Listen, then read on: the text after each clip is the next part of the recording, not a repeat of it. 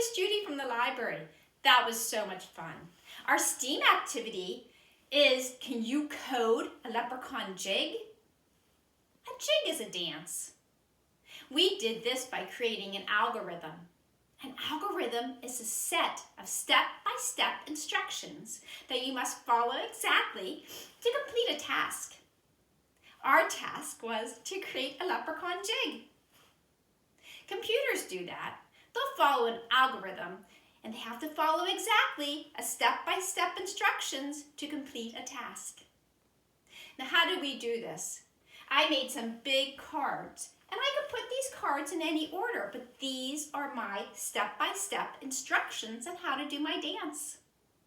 Maybe I'd like to rearrange my cards to make a new dance.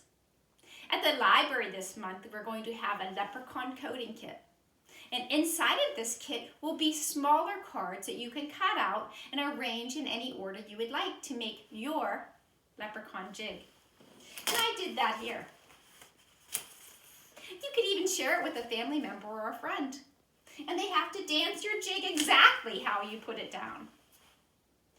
What's fun is you can actually repeat or add repeat cards into your jig dance. So they have to do it again and again.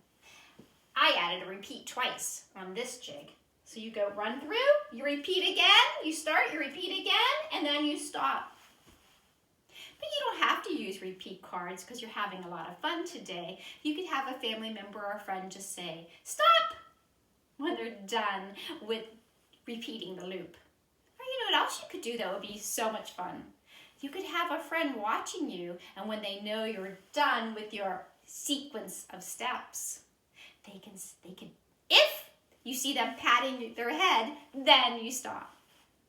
So coding can be a lot of fun because we're not actually coding on a computer, but we are doing some fun leprechaun coding activities today.